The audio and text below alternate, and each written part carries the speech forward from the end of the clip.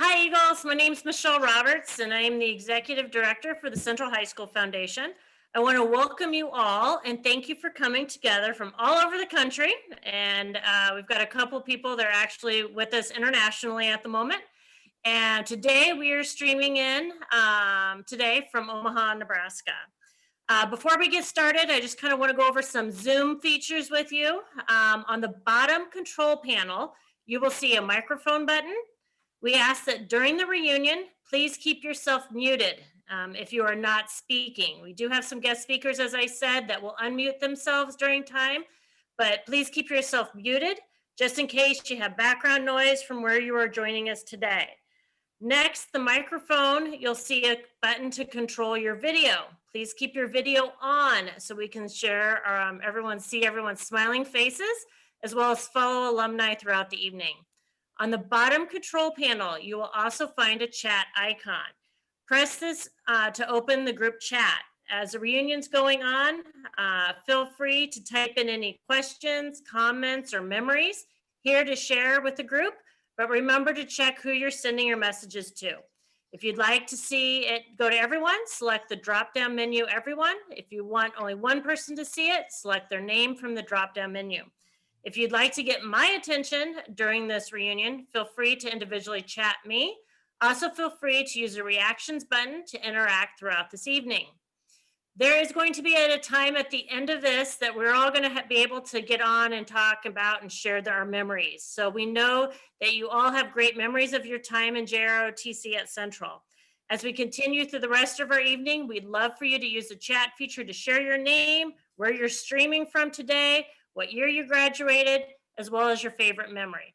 We ask at this time, however, as I already shared, do not unmute yourself to share this, as there will be an opportunity for that later.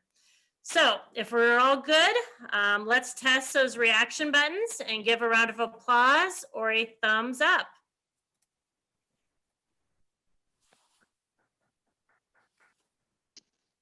I see Melvin, I see David, Roger, Michael, see Alan, Spencer, I see Avery. Hello, Avery. Richard. I like your hat, Richard. Jim, John. All right. I think everyone sees where that is. Perfect. Okay, so quickly, an overview of the Central High School Foundation. Before we jump in, I just want to give you a little bit of background about the foundation. Many of you already know we were established in 1996 to support present and future Central students. And today, we are even more committed to preserving the values of a Central High School education. The foundation supports the school through many activities, such as building relationships with alumni, fundraising, student scholarships, teacher classroom grants, and a lot more. And we love working with you. We're so proud of the accomplishments that all our staff, students, and 35,000 alumni achieve each day. Your patronage not only supports Central, but it also strengthens Eagle Nation. So thank you so much for supporting us by being here today.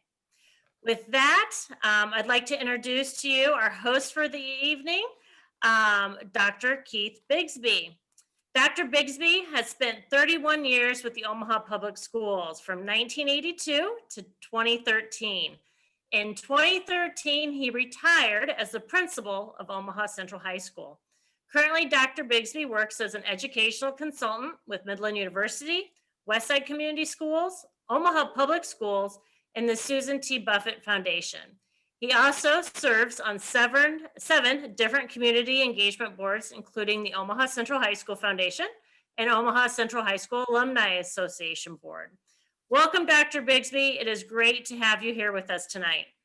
Well, you know what, Michelle, thank you very much. And thank you to all of the reunion attendees. This is a really exciting one. I know we've had a whole bunch before, so I'm catching up. But, you know, JROTC is one of those unique organizations within Central, not only in its current state, but historically. Central is one of those places that, in many ways, was very much built on the JROTC program. You go through the yearbooks, you see just the impact of JROTC and the military program at Central. throughout its history. And during my time as a teacher, as an assistant principal and a principal, I was always in awe of those young people and their instructors, color guard, the escorts, the all the things that they did at every event. They were always there. And that, at my time, it was Colonel Melvin, who we'll hear from a little bit. But they were such a great, as I used to talk about, great front door. When you came to Central, that was going to be the first person you saw. And when they were in color and they were in performance, it was really, really, really a positive presence. And so to be a part of this tonight is very special for me. So again, thank you for inviting me, Michelle, very much. Absolutely. Yeah. She gives me a script. Okay. So you guys all know I got the script I got to follow. And for those of you who know me, I'm not always the best one to be scripted, particularly when there's time engaged, because I'm pretty passionate about the nation and I'm really passionate about the institution of Central High. I also am attached to a buzzer that if I go too long, she's going to shock me. So if you hear this, I've gone over my allotment. So just know that it isn't me having a fit. It is Michelle just controlling what she does so very, very well. To start tonight, I thought it would be kind of fun to maybe do a real quick history of JROTC, or the military program at Central High School. Omaha High, and I love Omaha High. We should still be Omaha High. They took that away from us, but the O still exists. Omaha High School initiated the school's first military organization when a student by the name of William J. Brotnick organized a military company in 1987 for students interested in guns and soldiers to meet and drill once a week. His effort unfortunately failed the next year with the graduation of seniors and as a result of several accidents that occurred during some of the battles that they partook in. In the spring of 1892, the school's newspaper, The Register, advertised the formation of a cadet company. And on May 4th, a meeting was held to consider such a company.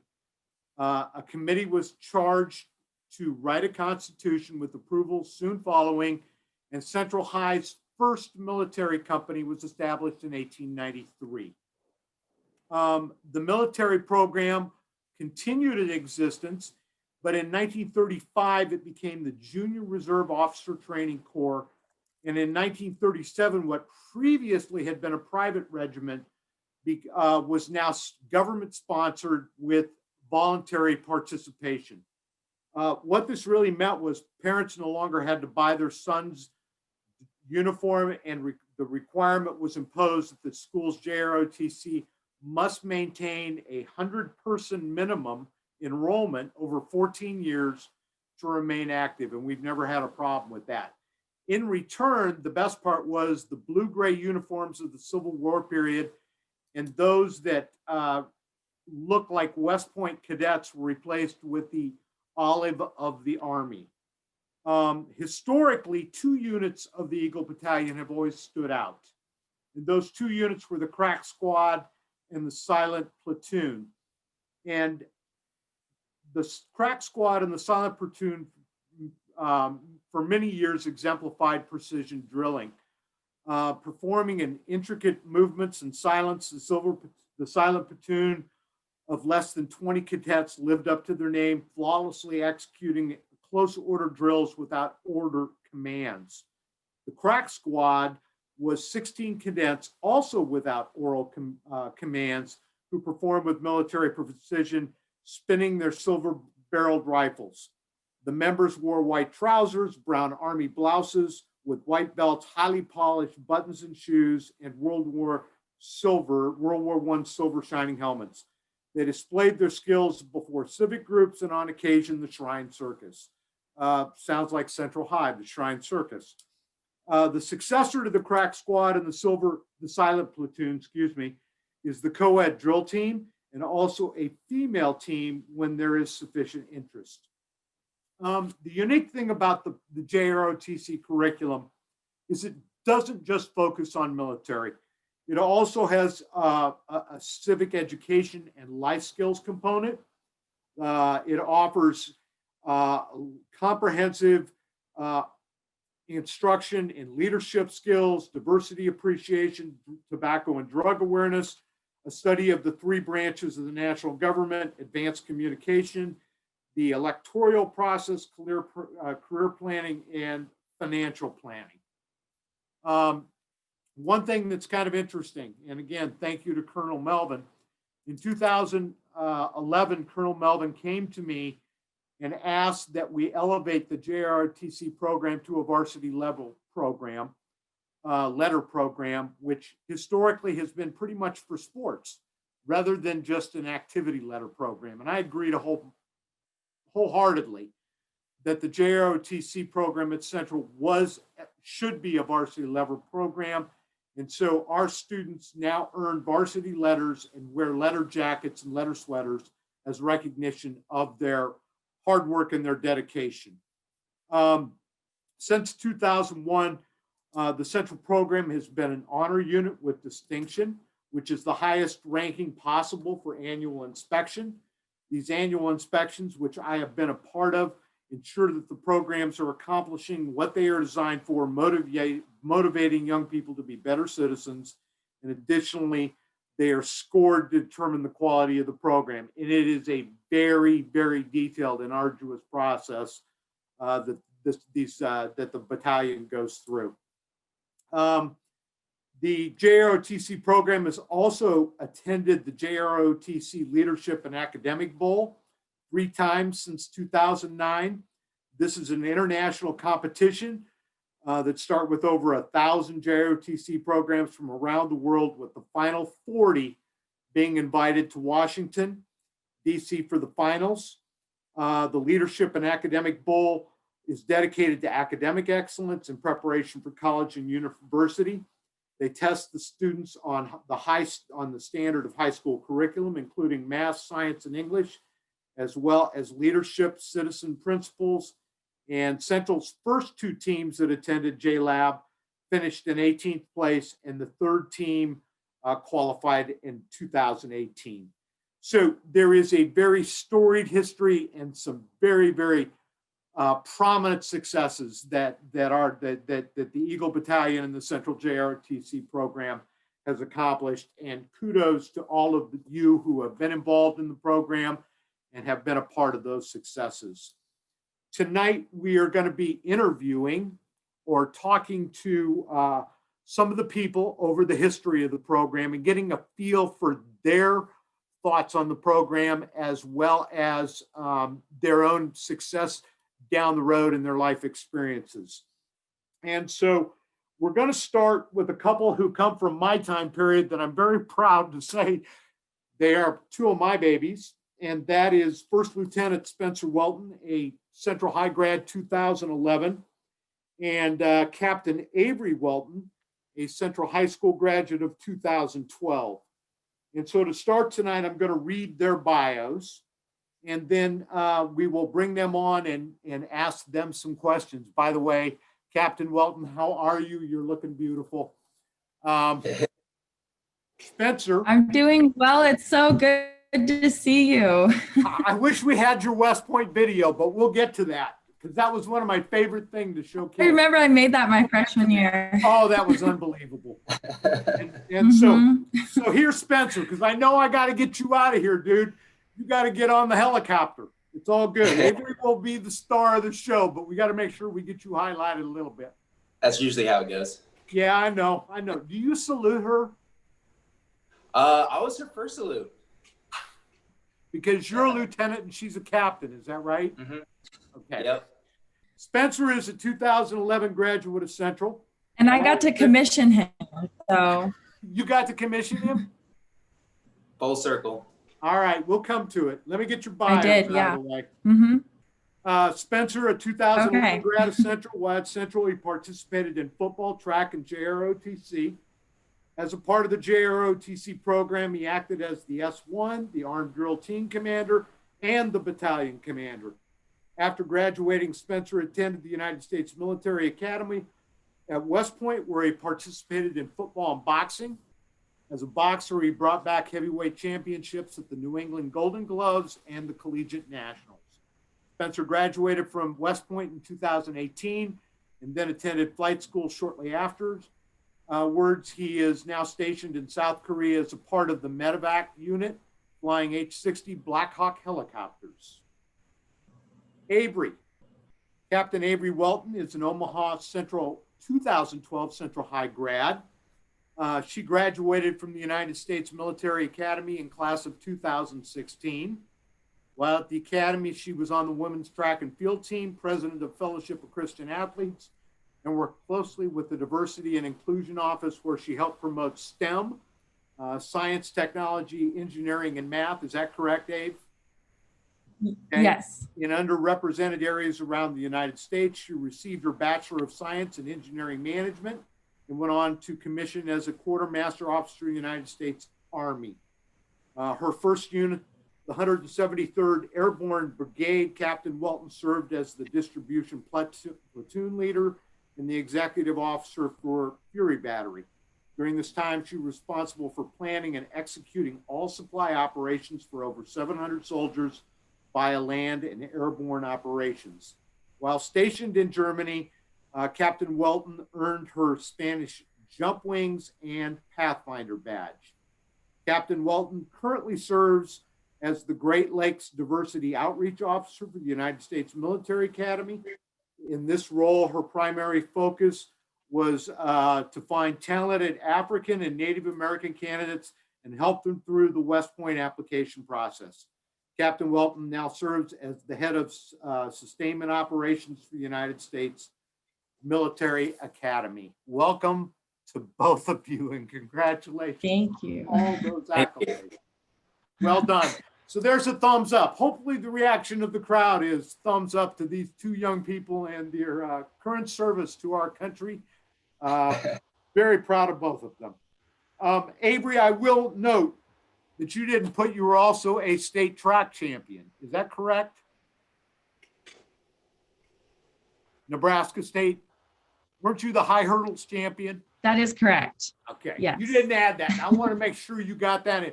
You should have been. I was the high jump champion. High jump my first 2 years, and then the 300 hurdles. So great athlete. And so both of these people very, very accomplished. And so I've been given some questions, and I'm going to change them right off the bat because I always ask graduates that I know of, which was, were you prepared for West Point? Academically, coming out of Central High School in the middle of the country, what was the experience like? Well, I guess speaking personally, so West Point obviously had a lot of challenges that are difficult to prepare for, but I think one of the things that I really developed while I was at Central was just being able to adapt to the situation at hand, and which I think turned out to be a lot more valuable because even with I was dealing with situations that I wasn't experienced in or wasn't exactly comfortable with. I didn't freak out or anything like that. I felt I had a good set of tools kind of in my back pocket to go back and utilize. So I think that helped a lot. Excellent. How about you, Avery? So I would say, so especially academically, I definitely feel like Central prepared me. One of the best feelings going into West Point, because you're very intimidated by the academics because you know how hard they're going to be. But going into classrooms and sitting there and all of these different topics being extremely familiar to me was such a great feeling. And I knew that I wouldn't have had that feeling had I not gone to Central. So I think academically, Central really prepared us for the rigorous, program that West Point offers. And then not only that, but Central teaches you how to study and the importance of studying. And so I think that was really grounded in me when I went to West Point. So I definitely wasn't slacking or anything. So I felt really focused at West Point. And I honestly attribute all that to Central academics. Very nice, very nice.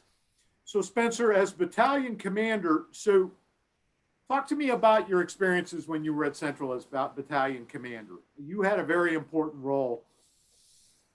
I did. It was a very formative time for me. I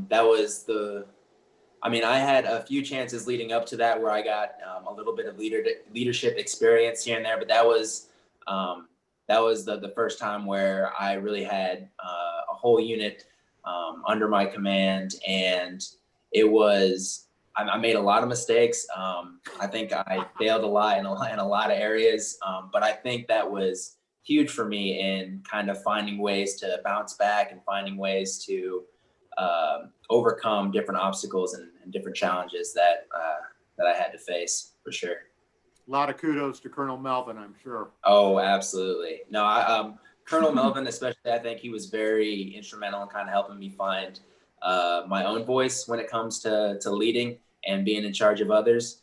I think he was a big part in, and this, obviously doesn't apply to the military, but any field you go into, you have to be able to speak to others and be able to communicate what you're trying to say and to get others to have confidence in what you're trying to say. And that was, in my opinion, that was a big lesson for me that I had to learn and kind of finding my own voice and finding ways to connect with other people.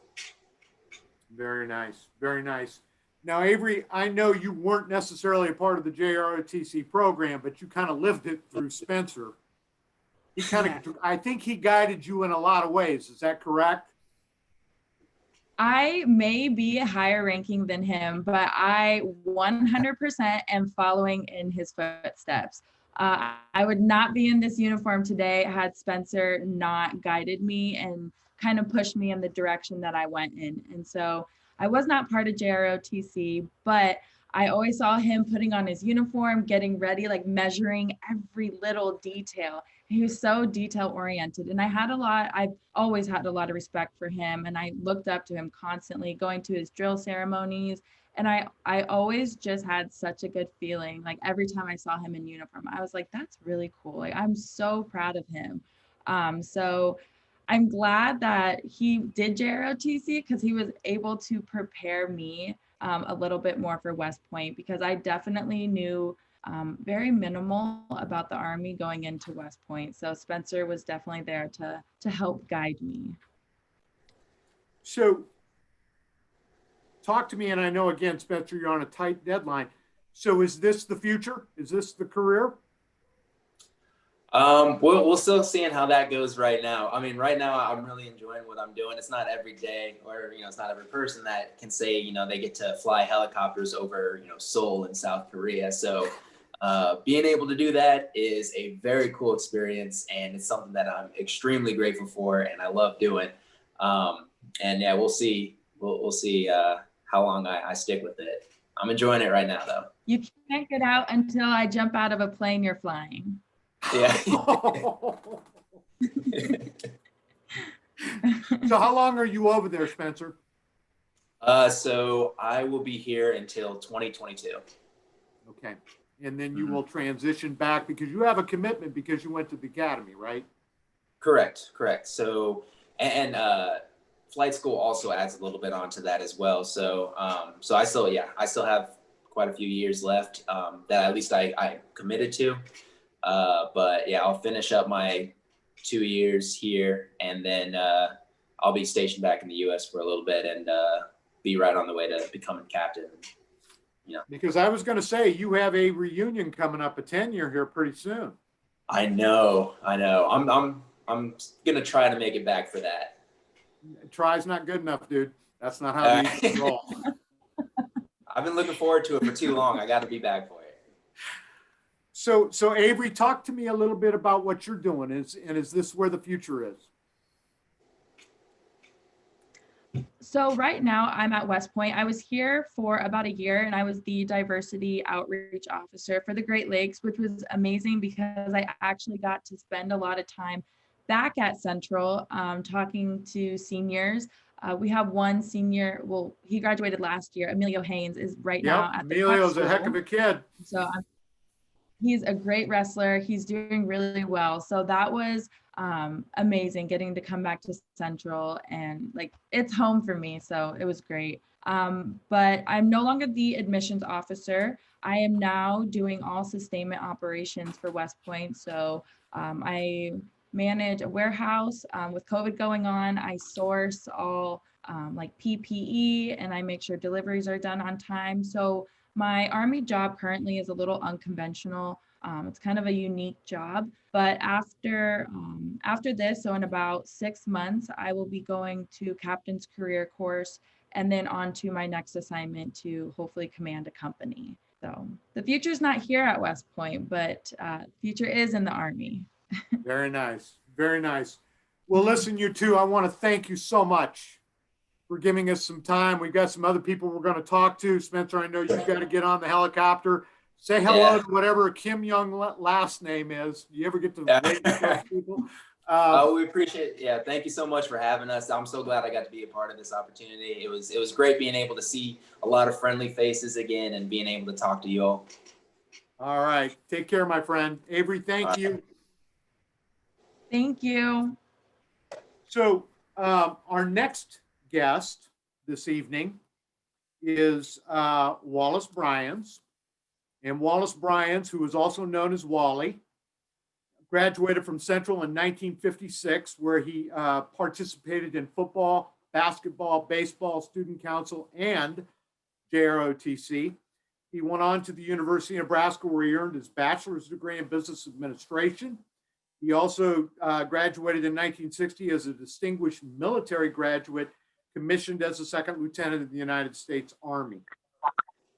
Wally served in the United States Army from 1960 to 1984. That time included 3 tours in the Republic of Vietnam.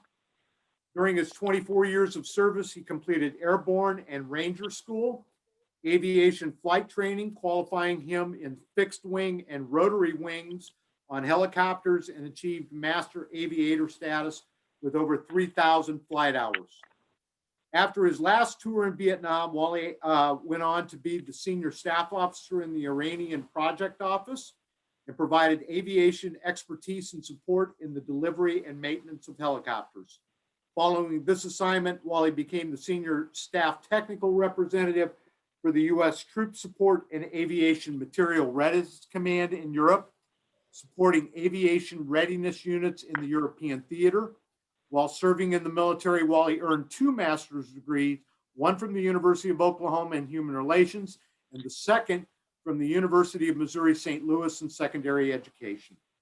During Wally's service, he earned the following meritorious achievement awards in ground and aerial flight in Vietnam: a Purple Heart, 2 Bronze Stars, 11 Air Medals, an Army Commendation Medal, an Armed Forces Honor Medal given by the Republic of Vietnam. In 1984, after 24 years of service, Wally retired from the Army, where he was awarded the Legion of Merit Meritorious Service Medal for exceptional contributions and outstanding service to our country. From 1984 to 2001, Wally began his second career as an educator and coach in the St. Louis County Parkway School District at Parkway West High School. Using his vast aviation experience, he taught a unique aviation ground course for upper-level students who were interested in obtaining a pilot's license. In addition, he also coached girls softball, basketball, and soccer for freshman, junior varsity, and varsity teams. After serving his country and teaching, Wally retired in St. Charles, Missouri with his wife, Nina. They have spent their retirement traveling around the world. Together, they have 5 kids and 9 grandchildren. Wally, I don't know if you're on. Are you here? Well, I can see you. I can see you. It's all good. How are you, my friend? I'm fine. Very, very, very That's good. a lot of work you had to. Can you hear me now? Can you hear me? I can hear you. Okay. I got All a lot right, of well, ears. let's get started. We've got some questions for you as well. So Okay. you kind of come out of a very interesting period. You're a J. Arthur baby. And I guess the word to the wise always holds to that crew. Talk to me about what ROTC was at Central during that time. it was a big deal, and most of the people that were in it, most of the guys that were in it were leaders, and it was we had a lot of time, and it was a very formal group of people that were going through it. So I didn't get to probably participate as much because I was a three-sport athlete, and so it kept me from doing some of the things that they had in the the ceremonies and all that. But I knew that I was going to ROTC from the day I was born, because my dad graduated from Central in 1950 in ROTC, and my brother graduated 53 in ROTC. And I knew throughout my grade school and high school that I was going to go to ROTC in college and enter the service and give them some time. So who was your instructor? I'm always intrigued by instructors. I tried to look back on that, but I had a problem with it. I couldn't find my book. So I don't really remember the names of the instructors. It's over 50 years ago. See, yeah. No, it's all good. I ago. just wondered, because my next question is, what was your takeaway? That experience at Central, what life lessons did you learn from the ROTC experience? I'm sorry, say again. So if you look back at that Central time, the experiences that you got out of that, what were the ones that stuck with you as you obviously knew you were going there, but there are lessons that come out of that program. What were the important ones? Well, you had to stand up for yourself. You had to do some thinking in terms of serving your country. You wore the uniform. We were the last, I think, class that had the Eisenhower uniform, and we showed good attendance. It was one that you would work hard on your studies and be a good student. So basically take care of your business, right? Yes. So you chose to make a career. Well, I did not choose to make a career in the beginning. I entered. I knew I was going to college, ROTC, because I was going to serve my country. And at that time, we had either a 2-year or 6 months. And in my senior year in college, I was brought into the office, and one of the captains there talked to me about a distinguished military graduate. And that allowed me to become, after school, I would be like a West Point cadet. It was a 3-year assignment. And the two of the things I wanted to do was jump out of airplanes and see Europe. And he informed me right there. He said, "Well, you don't have any problem with that, because all West Point guys and gals who at that time had to enter either the airborne or the Ranger class." So that just started it. And then it was just, I did not plan on staying in, but everything just seemed to fall in place for me. And I ended up, of course, being there 24 years. So you did, and your experiences are, the service and the awards are very, very, very, very impressive. And obviously Central had to play a little bit of that role in there in regards to. Yes, it did. It, taught me leadership. I was going into my senior year when Jerry Gray and newcomer, our quarterbacks were both injured, and it was Thursday, and the next day we're going to play Tech. We gathered down at Kellum. We stood there, and the coaches came in, and everybody's looking around, and all of a sudden, Karabatis throws me the ball and says, "Well, let's go." Wally's it.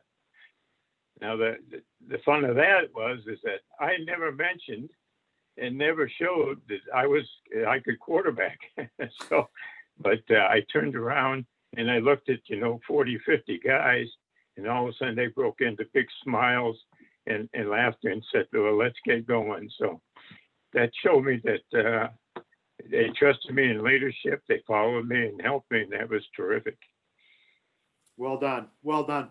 And so you kind of finished up your career as an educator. Yes, I did. And a I coach. had a lot.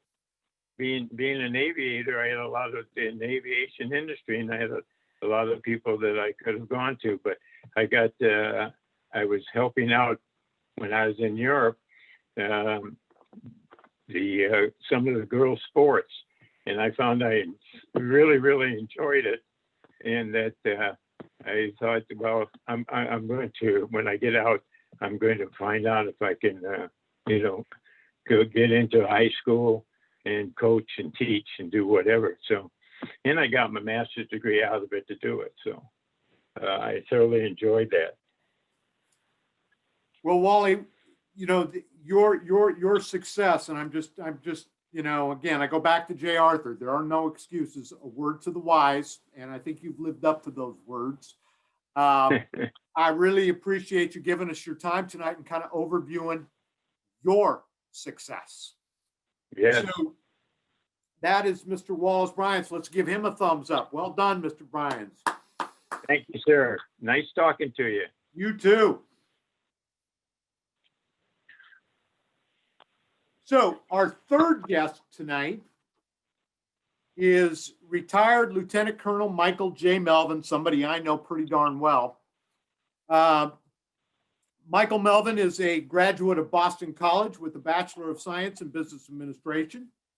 His military career began in March of 1972 as an enlisted soldier in the 82nd Airborne Division, where he served as a squad leader in an infantry company. He served in various units and positions until receiving his commission from the Officer Candidate School in May of 1979 as an academic honor graduate. Upon graduation, he attended Armor Officer Basic Course at Fort Knox, Kentucky, and was assigned as the Tactical Intelligence Officer for the 1st Battalion, 134th Infantry Regiment.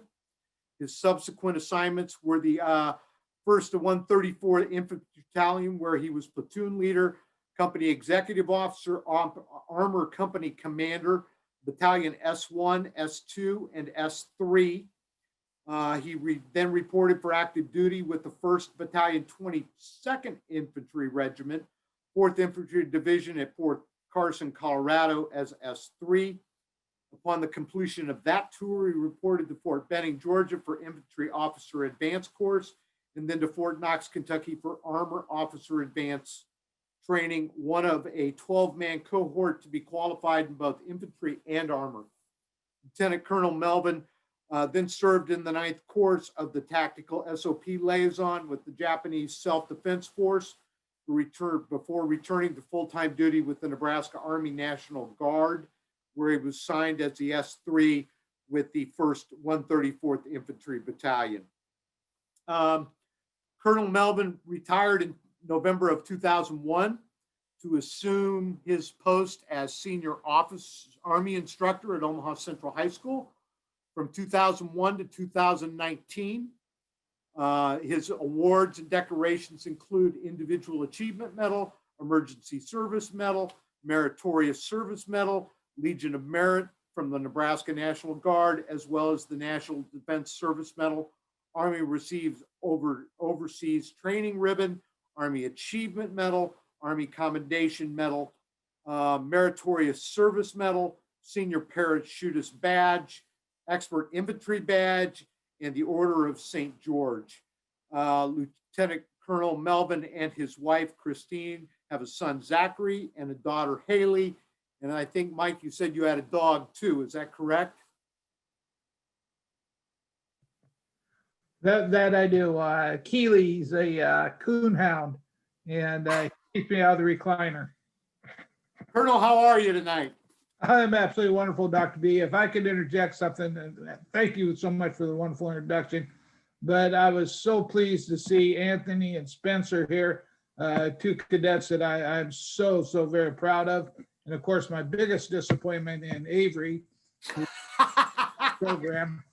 Very seriously, she's a wonderful young lady and has turned into a wonderful Army officer. I just wish I could have had her in my program, but Avery, thanks so much for your service. Thank you, sir. I know I should have joined. Spencer should have made me join. Yeah, and I Anthony, messed that one up. and I haven't heard from Anthony yet. Anthony, so good to see you. That's one of my big joys is being able to reach out and talk with my former cadets. Nice seeing you as well, sir. Where's Anthony? I'm right here, Dr. Bigsby. I can't see him. So You might he's have got to to- show his face as well. I'm very proud of There him you as go. well. Colonel, you spent 18 years at Central High School. I did 18 wonderful years. Yes, and it you were was- critical as far as I'm concerned. You know, I was there as an assistant. I had left as a teacher, but who did you follow? I followed Dick Yost, Major Yost. Dick Yost, that's right. Okay. And I think First Sergeant Milton worked with him for a while. And when I got there, Sharon Cooper and Dwayne Sutter were there. And Sharon subsequently transferred to Bryan, and Dwayne is still there. Yep, Sergeant Major Sutter is still there. So talk to me about your overall impressions of Central. Before we talk about JROTC, we got to talk about the nest a little bit. Well, you know, I was coming into a absolutely new situation. I always like to tell the little story. I had a cadet. I took over and Dick Yost had cadets for 3 years. Now, all of a sudden, they had a new guy. And a cadet by the name of Carrie Beth Barr, I don't know if you knew her, one day in class said, well, sir, what's the difference between what you do here and what you did in the Army? And I thought about that for a little bit. And I said, well, Carrie Beth, it's kind of like this. In the Army, I had 777 men, and I only had men in my unit when I retired. And I said, I had 777 men that all I had to do was say, I want this done. I'd walk away and I didn't have to worry about it. It was done. All 777 would work hard to get it done. And then I had a class of 29 seniors, and I would get everything from yes, sir, to one cadet sleeping in the back and that had no clue what I said. So it was quite an adjustment. And I remember Walt Kaiser was the DAI. Yep. And he would always remind me that these were not soldiers, they were students. Okay. And it was quite an adjustment going from soldiers who you treat as soldiers to teaching students. And it took me 2 or 3 years to kind of work into that and adjust my philosophies. But once I did, it worked out really well. And it was really the relationships with the students that became the things that I'll treasure. Well, and I know in my time with you, I was always so impressed with your ability to work with the diversity that Central provides. That when those young people put on that uniform, they always had a sense of purpose and a sense of decorum and a sense of pride that was second to none. I mean, Avery measuring out, you know, where my, you know, pants hit my socks. I mean, it was something that just blew me away, that in the hallways, you would never guess this kid on a normal day. But when they went uniform day, it was just so impressive. And, you know, kudos to you. Well, and I appreciate that, but you know, it was their hard work, and it's nice that you mentioned the diversity, because we took a great pride in that. And I think the military has led society in general in that. Not that they haven't had their problems, they have, but you learn very quickly when you're working with someone for hours and hours at a time and days for a time, and in the field where everybody is deprived of things, that there's really no color, no sexuality, no gender. There's nothing like that in a foxhole. That was always kind of the way we looked at it. And you learn to rely on the person next to you, no matter what they were, just because you like to depend on that. And if they were good and they could be trusted, it didn't matter. Well, I know, I could ask you a million questions, but one I want to make sure I get to, which is the competition, the national competition, the international. Okay. Mhm. You've got a lot of programs that fight to get into that thing. I think you got there twice. Right. Which was And pretty then- impressive. Talk to me about that and what that really represents when you're in the top 18 in the country. Okay, well, and I think Anthony and Spencer were both on those teams. And we had a team every year, and it started out in October. And we would get online and actually wait till after school. We did this after school. We'd lock the door and we'd sit there and we'd line up their desk in front of the whiteboard and would take the test. And there were timed questions, and they could talk, and they were a team, and they worked, and then they were scored immediately and got immediate feedback. And then once we qualified for the regionals, then we would do it again in February. And if we did well enough there, then we were invited to Washington. And there were some teams that didn't qualify. And as you said, there were two that when I was there, and actually the third one qualified while the last year I was there. It's kind of disappointing. I kind of argued with, I'm trying to think of the AI now. Just saw him. It'll come to me. It's tough to get old, believe me. But anyway, I argued with him that, I was still on contract OPS in June when they actually went, but that command did not look at it that way. By the way, it's Colonel DeBolt. And there we go. Yeah, I remember. And he just would not go to bat for me to allow me to go. But I think Major Cripps went, and that was probably a great opportunity for him being my replacement, and gave him a chance to bond with his leadership for next year. And the thing I did like about JLab is seniors were not allowed to do it. It was all underclassmen, so that they could be assured of being able to go in June. And the other thing I think, and I said twice, and it really was, you were there 3 times, right? Right. You didn't Yeah. go the third time. Yeah, I was there twice with them, and then the third team I actually put together and coached, and they qualify in February. The last February I was there, but they didn't go to Washington until June. And I feel very strongly that once you leave, you need to kind of pull your hands off so that your replacement has a fair chance to carve their own niche. And so I stayed away. One last thing I want to ask about, go back to your honor program. Okay. And I believe during your entire tenure, your scores were always the highest. Is that correct? Yeah. How do you do that?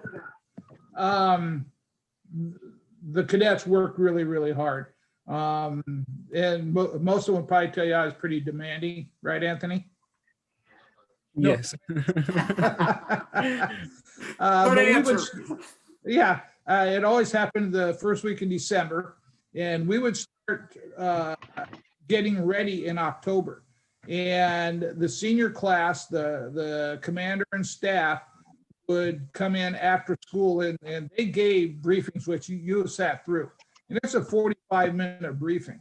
And Avery, I'm sure you've been through those as well, and they can be quite testing. And we practiced and practiced and practiced some more, and then they thought they were really pretty good. And I would tell them how bad they were, and we'd practice and practice some more. But by the time they got up there, they were really, really sharp and really, really well prepared. And I think that was the key, is our preparation.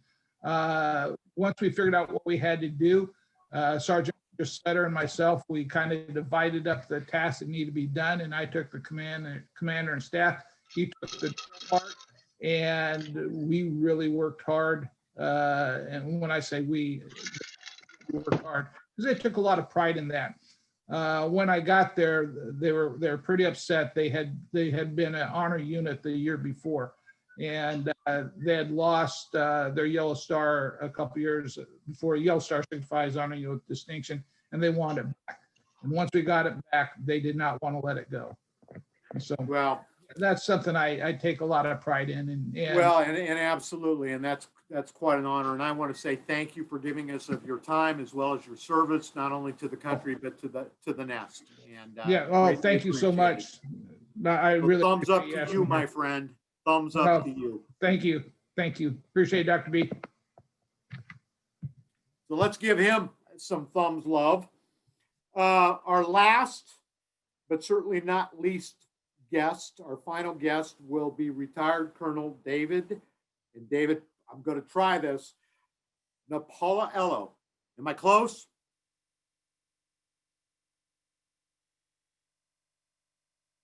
Are you there, David? You were close. Okay. So in hand grenades, I won, right? Absolutely. All right. So David is a 1964 graduate of Central High School. And after graduating with Central, he went and got a bachelor's degree in business administration from the University of Nebraska at Lincoln.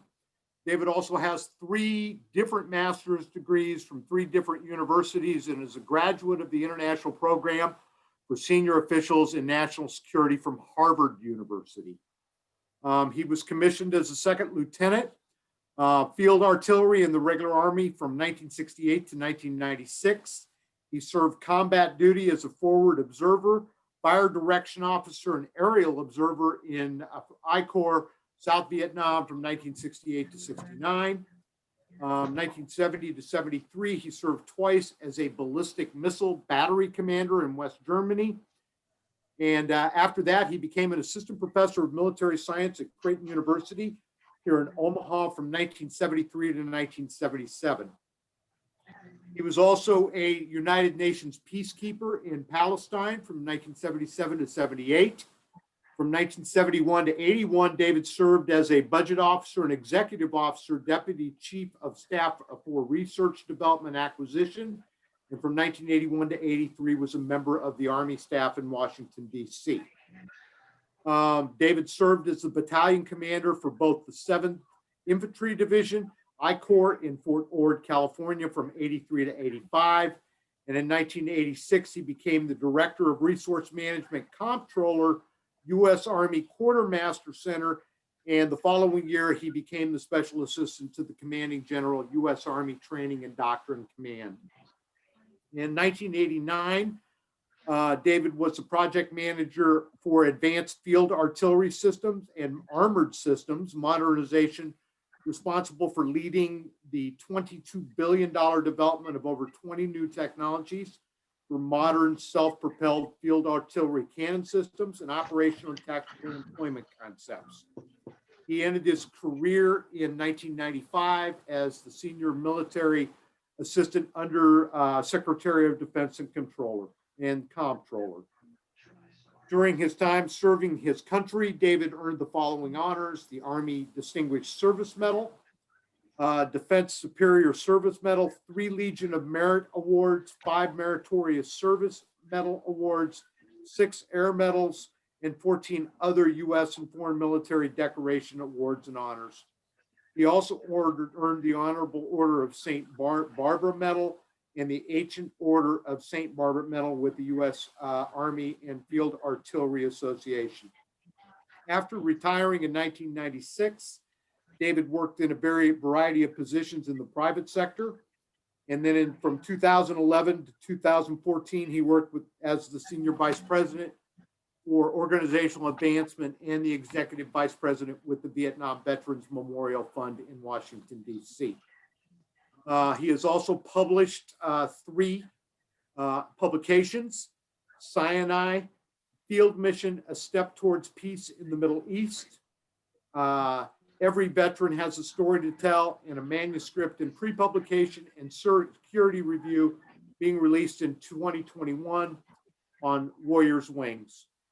David and his wife, Sharon Holmquist, who is also a 1964 grad, kept it in the nest, are settled in Norksville, Virginia. Little side, they relocated 34 times while David served his country, plus 21 times as a military family. Holy kittens. They have 2 kids and 5 grandchildren. David, we're delighted to have you with us tonight. Thank you so much for your time. My pleasure. So you come out of the 60s, an Yes. interesting time period for not only our country, but for Central High. Talk to me a little bit about your time period in the Central JROTC. Well, as you said, it was a very interesting time. We were indeed fortunate. We had 3 very qualified veteran non-commissioned officers who ran the program. Troy Woody, Robert Kissling, and Kurt Kinney were the 3 NCOs. And for someone who is going to stay in the Army, they give you a very unique perspective, the soldier's perspective, not the commissioned officer's perspective. The other thing about ROTC at Central at the time, and you commented about it in your introductory remarks, ROTC wasn't an adjunct. It wasn't off by itself. It was intertwined in all of the activities of the school. You didn't go anywhere in the school, didn't participate in any activity that you didn't meet or run into someone in the junior ROTC program. Whether the rifle team, which competed and belonged, its members ended up in the O Club. The crack squad performed at football games, were an annual addition to the road show, and performed at sporting events. And of course, who can forget the pageantry and the pomp and circumstance of being a hussar for the King and Queen of Exarban as a senior. So a lot of great memories, a lot of wonderful people, and a very strong foundation for anyone, whether you were going to go into the civilian sector or whether you were going to go into the military as an enlisted man, or you were going to go on in the ROTC or the academy programs to receive a commission. And you just, and I know, Michelle, I'm going to probably get buzzed on this. We don't have roadshow if it isn't for the ROTC. A lot of That is people don't know correct. that. Nope, Well, that is yeah. 100% correct. You can't get And your I seat always, at the roadshow without an ROTC cadet handing you a yeah, program. well, and actually ROTC was the one who put it together because it was their fundraiser. Right. And then ultimately it transformed itself into something, to other organizations, but Roadshow, which we take a lot of pride in, actually has its roots back into that program, that intertwining that you. That's right. That's right. That's right. This is Peggy. Uh-huh. Okay. And that's Colonel Melvin. That is correct. It was a fundraiser to put on their annual ball.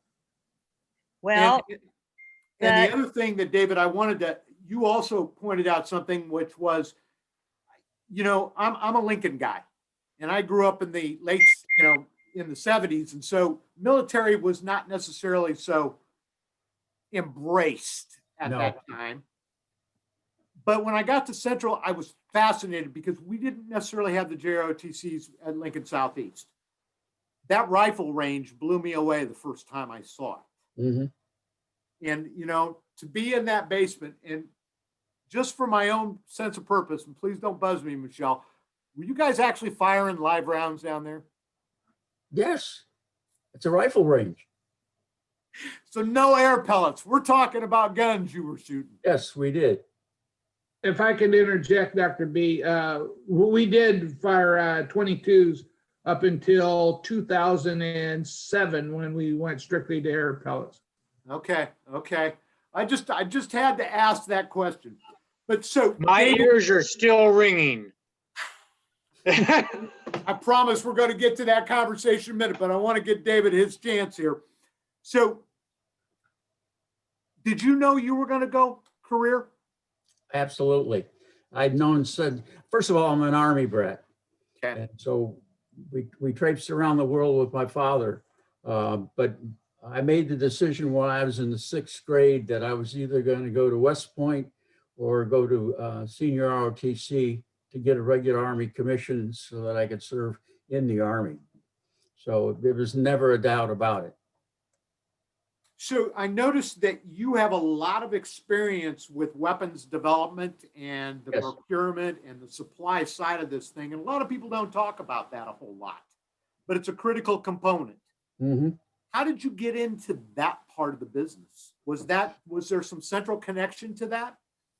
Well, no, not really. In addition to being a field artilleryman, I was also a military comptroller, which got me into the budgetary and fiscal matters of the Army. And that brought me into an assignment in the Pentagon dealing with the budget for the Army's research, development, and acquisition. That background, coupled with some development, user development and testing of weapon systems out at Fort Lewis, was kind of the entree that got me into procurement and program management. Well, and I'm guessing that listening to as an Army brat, was your dad assigned at Offutt, or how did you end up in Omaha for 4 years? My father was stationed at 16th Corps headquarters in Omaha. They were responsible for the training and, if you will, upkeep of Guard and Reserve units in Iowa, Nebraska, Kansas, all the way over to Illinois. So he was stationed at 16th Corps headquarters when I started high school. And then halfway through high school, he got reassigned to 5th Army headquarters in Fort Sheridan, Illinois. He and my mom made the sacrifice that we were going to stay in Omaha so my brother and I could finish Central, and my dad went on a company tour to Fort Sheridan, Illinois. So the Eagles won that one, right? Well, my mother went to school in South Omaha. And when she was in school, she always wanted to go to Central, but the boundaries didn't permit it. And she said, if I ever have children, they're going to go to Central. And lo and behold, we moved to South Omaha. I should have gone to South High School, but because the Army had to pay for the tuition differential of a high impact area, we got to go to Central. Very, very nice. Well, David, I want to thank you as well for being a part of this tonight. And now I guess if I'm following my script close enough, I didn't get buzzed once, so I'm really pretty excited. I'll be honest with you. Usually Dr. Bigsby and I are sitting at a table together and I can kick him under the table. But now with the pandemic, we've got to, do other things to make sure he stays on track. Well, I just want to thank all of you, our guest speakers, for taking time out of their schedule. I know I'm over, Michelle. I know you want to turn this over so the conversations can begin. But here, let me just summarize. I thought it was really interesting that we have people out of the 50s, the 60s. We've got the recent, we've got an instructor. We've got a really good view of what Central High JROTC has been and currently is. And I think that's just great fodder for discussion. And some really, really, really successful and well-spoken and articulate and intelligent individuals. Everything that you could want as a member of this community. So thank you to all of you guys for your time, your patience with me, and most of all, your love of Central.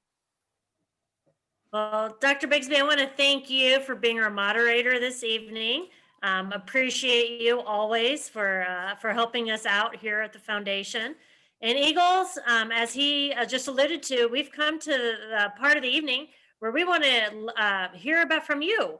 So at this time, if you'd like to unmute your mic, I'll go ahead and give you an opportunity. I know not everyone may be willing, and that's fine, but please tell us your name, your graduating class, and maybe what your favorite memory was being a JROTC student at Central High.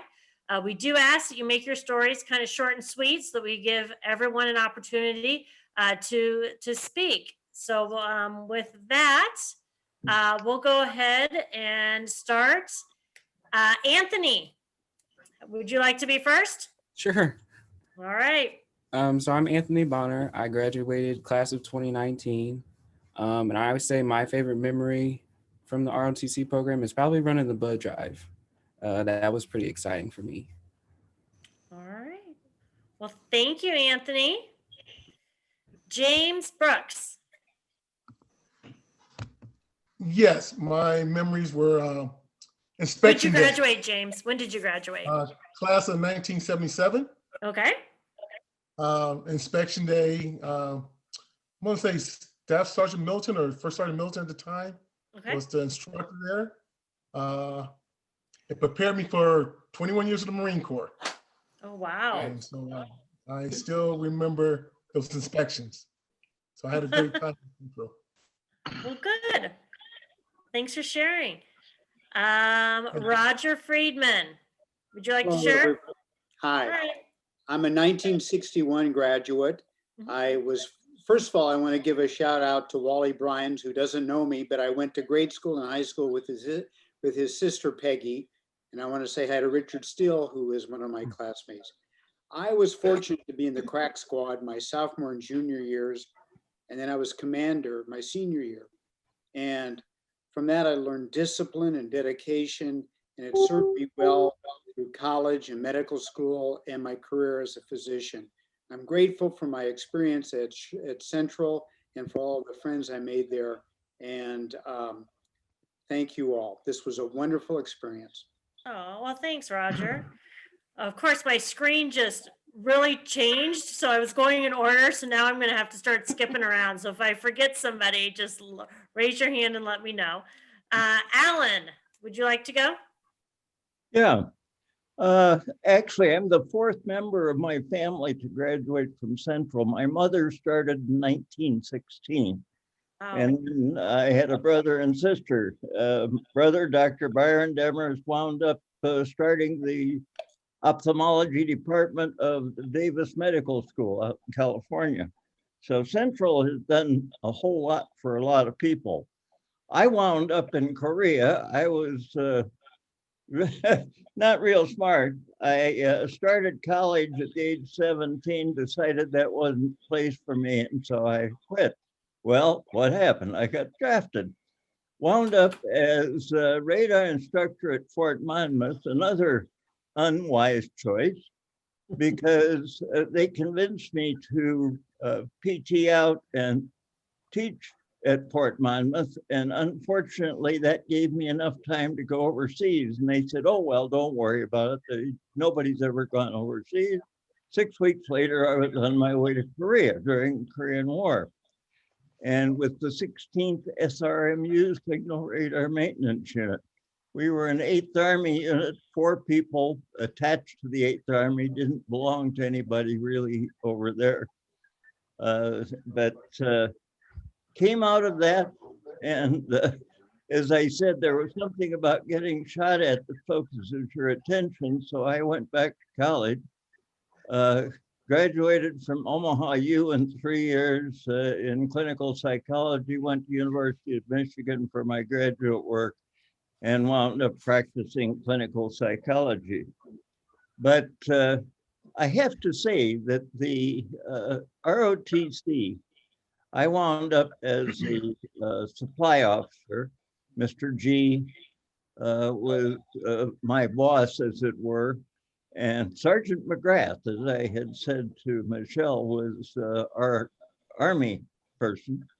I wound up as a supply officer, and had Hey, Brenda. learned a great Brenda's here. deal about being in the Army in that experience. So when I was in the Army, it was easy. I had already learned to do all the things I needed to do. So with that, I'm going to quit. Hey, Alan, what year did you graduate? 1949. Okay, so you asked if you were the oldest. Donald Fox is on here. Don He's in Fox. Nicaragua right now, and I think Don, off the top of my head, Donald, you graduated in when? 1948? No, he graduated 49 too. 49. Okay. No, I didn't. I was with Sergeant McGrath, but I was a commander in 1947.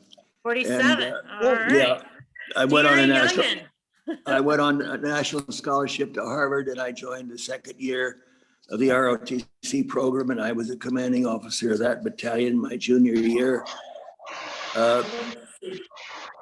I went from there to New York University and got a law degree, and I went to the University of Paris and got more law degrees. And I have my own law firm now in New York for 54 years. I'm a member of the Council on Foreign Relations, and I meet every year with the chiefs of staffs of all the military services, and I work with the military offices that take a year of adjunct training at the council in preparation for higher staff responsibilities. So that's my brief bio. And you're in Nicaragua right now, is that correct? Right. I established a Center for Entrepreneurship at INCAI, which is the Central American School of Business Administration. And that's what I do now. So what is your favorite JROTC memory? It's too long ago, Michelle. I don't have memories. All right, you get a pass. I have too much to do right now. The family. I apologize, Don. I remember you as the commander. Well, thank you, Alan. I appreciate that. Well, thank you too for joining us. Peter Bartling, you're next on my screen. Do you have a memory you'd like to share? First of all, your graduation year? 1960. We are in Minneapolis, Minnesota. No. I think that People are so déclassés. I was always the caboose, never the engine. And my favorite memory would be the annual ball, that military ball we had at Peony Park. I think Peony Park is torn down now, and I don't know if they still have those annual balls, but they call out the officers all the way to colonel. And somebody was in my corner because I made it to major. I wasn't sure if I was major disorder or major accomplishment, but I would say that was sort of the highlight. But I looked at ROTC, one of the speakers, I don't know any of those people, but one of the speakers talked about the military being integrated in Central High School. And I think that Central High School taught us to judge people on the content of their character, not the color of their skin or the religion that they follow. And I carried that on through my life. I'm sort of a late bloomer, but I was a distinguished military graduate at Washington University in St. Louis. I lived through Vietnam and Thailand. So I'm a big fan of both the school and the military component of the school. I hope that they both continue to generate excellence in the years ahead. They do, as Michael, I'm sorry. Peter, I just want to say thank you for bringing up the military ball. That was one of the highlights for me as well, as watching that all come together. And I know Colonel Melvin, you probably have really fond memories of that. Well, and I do, other than I had to work it. I had fun in the crack squad. Yeah, but that was fun. Very seriously, it was very nice, and it gave the cadets a chance to dress up and act like adults. And even more importantly, the seniors were when I was there. The seniors were recognized, each and every one of them. I have fond memories of it. Oh, good. 1961. Peter All right, we're gonna go to the next speaker. John, you're next on my screen. Would you mind sharing your graduation year and your favorite memory from JROTC? Thank you, Michelle. This is John Obel. I'm class of 70. Mhm. I went on to University of Nebraska, commissioned in 74. I did 21 years and retired in 95. I've been a defense contractor. I live in Washington, D.C. area, so I'm Okay. Beltway bandit. My favorite memories of ROTC, it's really, I'm going to give one to the math department at Central and one to the ROTC. It was the fear and anticipation to go into the rifle range because you wanted to qualify, but you know, it was the first time I'd ever fired a weapon, you know, so it was always brand new and it was always a lot of tension because you had to qualify. And the other shout out I want to give is to Miss Pratt in the math department. She lit my fire. I tweeted out that I texted, I was in the math department at West Point. I was an instructor in the math department. And since I've been out, I've been an adjunct professor at a community college in the math department, and I tutored at the Naval Academy. So Miss Pratt, I think she passed away quite a few years ago. She lit my fire and got me where I am today. So I'll give the ROTC department and Miss Pratt the big shout outs. Aw, well, thanks for sharing. Richard Steele, you're next up on my screen. Yeah, I'm another one of the 61 graduates here, along with Peggy, but it was Peggy Bryant at that time, and Major Friedman that you've heard from in the past year. One of my favorite, I think, recollections is the lights being out, and then all of a sudden the lights start coming on, revealing the magical kingdom of Kovira out at Exarban. And I was the Hussar commander for the Kings, and Roger was a member of the Queen's Hussars. And I remember those, you know, it was just magical. I don't know when or what year that stopped, but that was just very, very nice. So, and I think we have another reunion coming up here. Peggy, you gonna You bet we are. Our 60th. They stopped having a central all school ROTC sometime in the 70s, I think, and now all the schools do it. I'm not real sure. Probably Michelle knows better than me. Yeah, Melvin would know. That's true. That is exactly true. It's all district ball now. Yeah. Yeah, we other schools had ROTC in 61 also. I'm pretty sure. Yeah, but they had their own, Richard. Yeah. Thanks, Richard. Yeah. Thanks, Richard. It's always nice to put a name with a face. I know we've talked on the phone a few times. So. You bet. Tom, you're next on my screen. I was curious to see how many other gray-haired people would be showing up here. I thought it was just going to be the 2000s and up, but it's good to see there's a lot of people from my generation and before here. I graduated in 72. I started in 69 as a sophomore. I went to junior high in my freshman year. And in 69, it was kind of a turbulent time in our society and going to a big school. I came from a little Fremont, and ROTC kind of gave me a home. I mean, I kind of always had an interest in the armed services, and I didn't even know there was such a thing as ROTC, but when I saw it as a class you could sign up for, I did, and I never regretted it. I mean, I was able to make the crack squad that sophomore year and was on it for 3 years and commanded the last year. Those 3 years I was on it, we never lost. We were the first place in every meet. We were kind of the gold standard for Omaha. And I just had a great time. My sister, who was 2 years younger than me, her name was Vicky. I was long gone at University of Nebraska by then, but she says that she always hung out in the ROTC room before classes started in the mornings.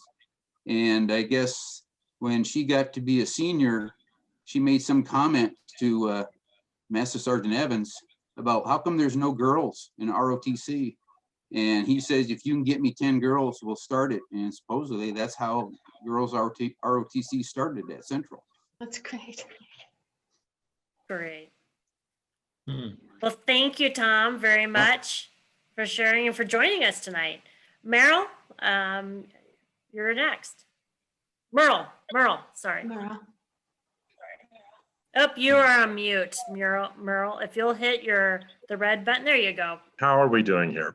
They're We good. must be doing better. Yep. It's been wonderful to see the group gathered together here. As Keith would say, you know, diversity, diversity, diversity. I just looked over the roster. I think ROTC is central. It's all those people that perhaps like the band got together and decided to be in an activity and enjoyed way more of each other than those who looked in from the outside. I totally appreciate being a part of that, and have to, you know, take hats off to the foundation. That the continued support of the program has been amazing. I also looked to Colonel Melvin and have personally had the privilege of visiting with some of his students who have become battalion and brigade commanders, and also Central's participation in things like the 75th anniversary of D-Day in France. I mean, these are things that the students just would not be able to enjoy without the continued leadership of the ROTC department, and certainly the participation of the foundation all along the way. Thank you. And Meryl, you mentioned your class year, what year you graduated? 1969. All So right. actually, I'm one of those many guys that can match up the purple and white. Unfortunately, it's white hair, but I think there's a lot of people in the group that can say, well, yeah, that's all right. It does match up, but yes, 1969. Perfect. Well, thank you. As I mentioned, my screen kind of moved around. James, have I reached out to you, James Brooks? Yes, you have. Okay. Jim, have I reached out to you? Troll? There we go. Yep, Jim Truel, class of 65. The thing that I remember most about being in the crack squad and everything else is that we used to take the rifles home with us to practice. Oh my gosh. We would we'd get on the bus and the bus driver would look at us with a kind of look. Some of them would require us to remove the bolts before we got on, but we would take the rifles on the bus with us on the way home. That's a unique little part. That is a very unique story. When I graduated from high school, I went on to West Point, and unlike many of you, I left. After 7 months, I determined that the military isn't what I wanted to be. And following that, I majored in math, went on to law school, and have been practicing law in Grand Island ever since, helping people versus businesses. All right. Well, thank you for sharing, and thanks for being part of tonight. We appreciate it. Michelle, can I just throw in? It's just amazing to think. Now we all go crazy when we see a gun in a school, and yet these guys are taking them home from the school. On my screen, Daryl Brown, senior. Yes. When did you? Well, yeah, share us with when you graduated and one of your favorite memories of JROTC. Graduated in 1977. Come from a long line of Central alum. My grandmother in 36, my mother in 55, my sister in 75, my niece in 95, and I have a cousin from 85, and she's now a U.S. ambassador to Uganda. ROTC. Natalie Brown. Natalie Brown. Natalie Brown. The first thing I really remember and always enjoyed was how sharp we were on Fridays when we wore our uniform. I always liked that, being in school in my uniform. And as has been said before, it wasn't nothing like the military ball. It was an enjoyable time.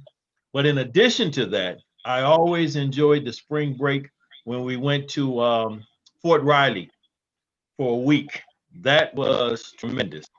I didn't follow in the military, but when I look back, I always wish I had. I miss the stories my friends talk about in boot camp and in military. So that's my story.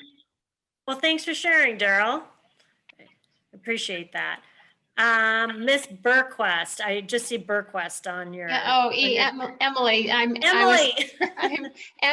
Emmy Bergquist, class Emmy. of 68. I knew Merle Rambo. Hi, Merle. I was not in ROTC. There were no girls in ROTC when I was in Central, but I had lots of friends in ROTC. And I don't have a favorite memory, but I have lots of wonderful memories of Central, including sitting with a lot of ROTC guys at lunch. They were all fun. And military ball was fun. And there was something called Sound Off. I went to my sophomore and junior years, NCOC. But yeah, and you talked about J. Arthur Nelson. He retired while I was at Central. At our retirement thing, and then Doc Moeller took over. Yeah. Yeah. So So you were anyway, a lots of transition baby. yeah, lots of wonderful memories. It was a tough time at Central. We still had boys stairs and girls stairs at the time. I remember that. There were girls, but they were at the NCO, Miss NCO, and right. They had the colonel, the lady colonels. Right, honorary colonel. Honorary colonel. Well, thanks for joining us very much. Well, thanks for setting this up, and thanks to all of you who served your country in the military. It's a wonderful thing. Very proud of you all. William Hopkins. I do not believe I've spoken with you yet. Would you like to share when you graduated and a favorite memory? Well, I'm a graduate of 72. I didn't command anything in 72. I was a Queen's Lancer, but that's about it. I served 8 years in the Marine Corps after that. So went from a part-time uniform to a full-time sort of misery. So. Well, thank you for joining us tonight. We appreciate it. Yeah, hi Tom Shinrock. Hi John Obel. Knew both those guys. Oh, fun. And it says the wrong name on the screen, so I'm assuming that somebody in your house. It says Mary Stewart, but there's it's supposed to be down. That's my wife. That's what I figured. So. My name is John Jacobson. I know Jim Cool. We graduated together, and my memories are taking apart and putting together the M1 rifle. I think blindfolded eventually. Oh, wow. And the crack squad and military ball. And I was in the band. I was the president of the band, but lots of good memories. And I went to the University of Nebraska. I went all through ROTC as commissioned as a second lieutenant in the United States Army. And then promptly went back into the reserves. So they didn't need all the officers in active duty. So I was in the reserves for 6 or 8 years. But a lot of good memories of Central, and yeah, I loved putting on that uniform 2 or 3 days a week. I remember. I guess that's about it. Thank you. Well, thank you. Now, again, I said my screen kept moving around, and is there anybody that I left out that didn't have a chance to speak? Okay. Well, I know we kept you way past 8 o'clock because that was supposed to go 7 to 8. So you were all very prompt, showing up on time, but we did not exactly stay prompt, ending it on time. So I apologize. He's trying to blame me. Don't let yes, her do we'll that. blame Dr. B. But on behalf of the Central High School Foundation, we'd like to say we had so much fun sharing this reunion with you. Our heartfelt thanks goes out to Dr. Bigsby for hosting this event with us. We're thankful for your dedication to Central and the community. We don't want to keep you for much longer this evening, but we want to remind you that your support of the Central High School Foundation keeps fun events like this rolling. You can support the foundation today by joining Generation C, which is our annual giving campaign. Details about how to join Generation C, if you wish, will also be included in our thank you email that will go out later this week with a link to this recording. So thanks to all of you for attending tonight, and I hope that you have a great evening.